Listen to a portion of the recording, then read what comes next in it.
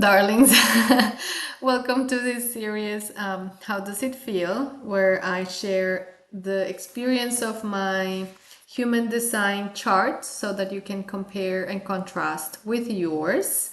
Today, we're going to see 4 gates on the spleen, which is a center for the immune system, instincts, fear, intuition. It's a different type of intuition that from the ajna, but yes, it's an interesting center in human design, the spleen, and we're gonna have 4 gates.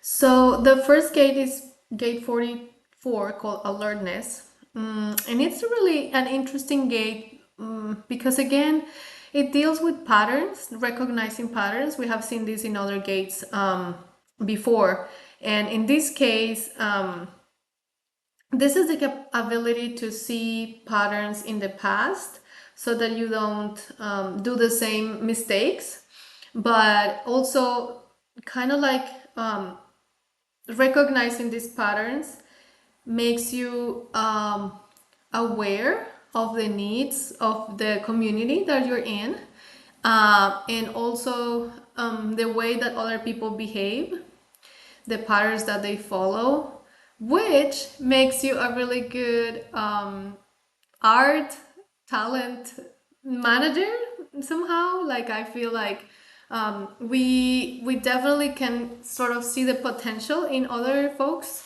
and cultivate and foster and give like space to cultivate talents in other people. In my life, this has been beautiful because I have been able to gather people, friends and people I know to share their talents. So I'm the type of person that like organizes an open mic, which I have. I have kind of invited folks to share mostly poetry and literature with me and like with a community. I have like created events for people to share, and I also have seen like hidden talents in people, and invite them in for a project where they explore those capacities, and then it becomes something important to them. Another aspect of this in my own experience, which is weird, but I totally is coming up for me, is I, with my numerology readings that I do to people and stuff that I have also talked about in the past, I have unleashed at least 2 that I know, 2 or 3 that I know of, like writers that were not wanting to see that they were writers and like weren't writing. And when I did their readings, which is a pattern recognition as well, like reading a numerology for someone, they stepped into their writing talent, and actually one of them became really famous. And so yeah, I think that we can be great curators, and yeah, just managers, and so that's exciting. I think personally the difficulty with this gate might be that because we have seen patterns play out in the past, we may have fear of moving forward because of what has happened before. So for example, with my project on spirituality, I started with 3 people. The very early on, the 3rd person left, and it was just me and another friend, and we didn't work out. We didn't have a good experience, and then so they decided to leave the project, and I stayed with it and continued for 10 years now, nurturing that project. But I have this pattern of the difficulty of working with people scares me, and I haven't been able to partner up with anyone since then. I mean, I've done little projects, but like something as big as what we were dreaming of, I never did it again because I'm scared that it's not gonna work. And so I think, yeah, those are the things to look out for if you have the gate 44. To not be held back to that, and also to learn the lesson from the pattern, right? So if you So one option is that you're scared and you don't do anything, you get blocked. And the other is that you continue the pattern and never learn, right? So you gotta like learn the lesson. And I think, yeah. So those are things for us to look at.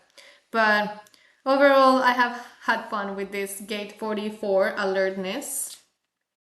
So the next gate is gate 50 called values. And this is a gate, it's totally giving me the Hierophant tarot card vibes. Actually, the Hierophant is 5 and this is 50, 50. Because this is a gate about upholding values or challenging them. So this kind of says that we are ingrained in us is a sense of responsibility that makes us like pursue the continuation of values that for the well-being of people or the challenge of values for the well-being of people. And I think the way I have experienced this in my specific lifetime here has been regarding gender, the identifying as non-binary and having these conversations, hard conversations in spiritual circles about what does it mean for us to sustain a binary system and where do we non-binary folks can have a place. I have challenged spaces within indigenous healers, yoga teachers and other type of spiritual communities about the gender values, right? Also within my academic work and school in general, I have also, so clearly I'm not the upholder, I'm the steerer of values in this case. And in this at school also I have struggled and speak up about the system of education that we are part of traditionally, which leads to burnout, leads to lack of self-esteem, mental health issues. It's not sustainable, and I have been really, like talking about that and criticizing that. So definitely that's important. And I think in this, well, and also as an activist in right with the transgender rights in my country, Colombia, I think is part of this. And one interesting question here is how can we have this role of challenging values while we also care for ourselves, because being a steerer is not easy and you're gonna have a lot of pushback. You can feel isolated, you can have your nervous system really triggered. So how are you challenging the systems for the greatest good while you nurture and care for yourself? I think it's important. And then something interesting here that that is mentioned is what is the role of guilt? I don't know. It makes me think of if I have replicated the values that I now know are not good for the well-being of my community, feeling really guilty about having collaborated with that and trying to act from that place is not the best place to. So for example, if I was mean in the earlier steps of my career to a student, then trying to compensate or like act out of guilt from that experience would not be the best, because you want to be motivated by the greatest good, not guilt, right? I don't really feel like guilt has motivated me much, but this is important to think about, and maybe I have to journal and think more about this guilt issue. But it definitely comes up here, and I see it, yes, mostly as in which ways we, knowing that this is not good, we have upheld the values that are not good for us. And to be compassionate, because as human beings, like being always challenging things is not easy. So I think everyone at some point have complained with something that is not good, in terms of the systems, right, and the values that are here. So I think, that's also true, and that's gate 50, called values. The next gate is gate 32. It's called continuity, and it's a gate that speaks about resilience.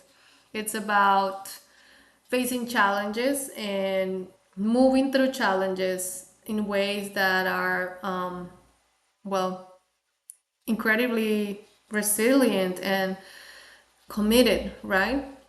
One of the things I don't like about this gate is that it means that you're gonna have challenges. I mean, everyone has challenges, but I do think when I speak with other people that maybe the way that I have lived my life has a lot of challenges and can be really tiring. It's really big challenges.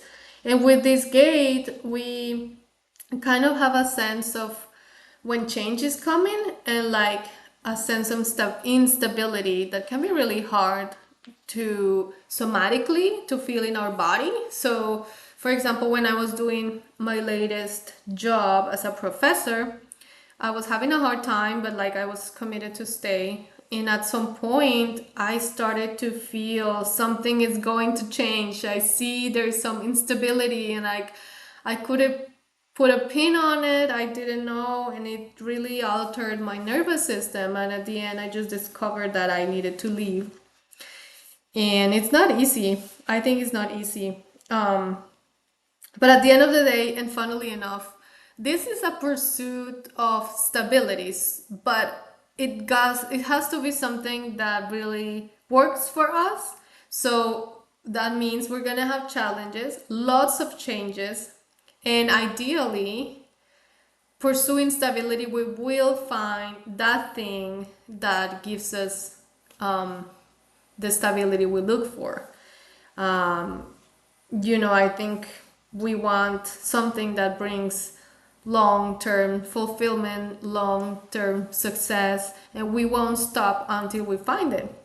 That search, though, it's really hard, as I was telling you. I have told you before, I have changed a lot through my life, and I have had a lot of challenges.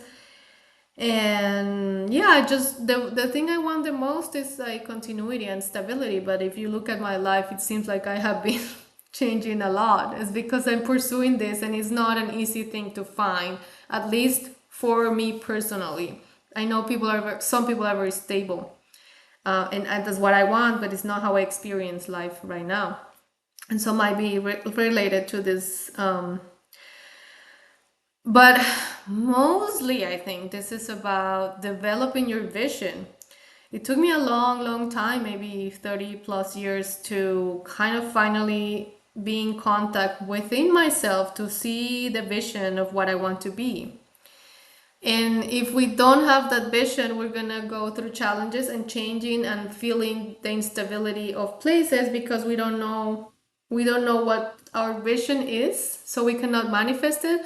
But we intrinsically know things don't work, and so we're gonna change here and there and change places and change jobs and whatnot, because we know this is not it. It could be very easy if we know what our vision is. So I would totally, if you have the gate 32, recommend to do vision quests, meditating about your vision. And once you have your vision, to understand what do you need to manifest that vision, right? Almost like make a plan to bring that vision to fruition. I didn't mean to rhyme, but that's what. Yeah, and remember, similar echo of other gates that we have seen here is to be ready when the time is right. So there's a lot of patience here, waiting, and as a generator with a sacral response, to wait to respond to my sacral to give me when is it the time, right, to do this. And definitely, because this is the thing we want the most, which is that continuity and stability, maybe we can be frozen by fear. So are you scared of preparing because you don't want to fail? And if so, you don't want to stay in that place, because our vision, it needs to come out, it needs to happen. So that's part of it. That's gate 32, continuity. So the last gate is the hardest and my favorite. Is called gate 28, game player. It's the subtitle is preponderance of the great. um, this is the gate I was telling you about at the beginning, that kind of intrinsically has us fearing that life has no meaning. And because of that, we take risks and that create challenges in which we are trying to find the meaning of existence. The way I have experienced this gate is, well, I've always have been a seeker of meaning, of why am I alive, what's going on, why am I like this, why other people are like that. Like, I have my whole life seek for meaning. And definitely that has made me take a little bit of like risks, some of them really intense risks, and some other. So as a few examples, I have traveled around the world, and some of my traveling has been risky. Yeah, I mean, I remember going to Nepal when the monsoon time was in. I went there, didn't check properly the weather, and I just was in a very hard place emotionally, and I just said, I'm gonna do it. I'm gonna go to the base camp in the Himalayas no matter what. And I think, yeah, I mean, that created a challenge, or many challenges. And I found an incredible strength that changed my life through that risk that I took. Another example is, just now I'm telling you, I just quit my job and I don't have anything else. I've been applying, but nothing has come out. And I'm just taking that risk because if life continues as it was, it doesn't have meaning to me. So this is again like a jump into the void, a risk-taking decision in my pursuit of meaning. I know that what I'm doing doesn't work, and if I keep doing it, life has no meaning. I need to find it. So I'm gonna take a risk and, quit. So the challenge with this gate here is we're gonna be defeated at times. I mean, because risks are, that is what they do. Like, you take a big risk and it pays off immensely, or many times, maybe the majority of times, it doesn't pay off. And when we fail, quote unquote, or like, some things didn't work as we thought they were gonna be, we can feel truly defeated. And I 100% have felt hopeless, defeated, depressed, have struggled with depression. And I think a lot of this is, you have to understand that life is just an adventure. It's a game. It's called game player, right? So we are in this journey, adventure, playground, and we have to see it like that. Like, something is challenging right now. I don't have a job, for example. Turn it into an adventure of finding my new career or doing my new thing. It's like, bringing in a perspective of adventure and playfulness. I think it's important, and most definitely to redo the narrative of the failure, understand it in different ways as the process of risk-taking and learning and gaining. I'm not I'm not saying to like be in denial about things that don't work, but definitely seeing failures as, yeah, like, as, okay, this didn't work out, but I learned all of this, or all of these things I gained. Like, it cannot be only failure. It's kind of what I'm saying. So how can you rewrite your past in ways that bring in this aspect of all the things that you've done that are quite cool, quite risky? I mean, I love risk, clearly. And what have you learned, from that? It's a beautiful gate. And I hope, if you have it activated as I do, that you can see it as an adventure. and see yourself as a game player. I think that's all for today. Thank you for tuning in. I'll see you next time. Bye.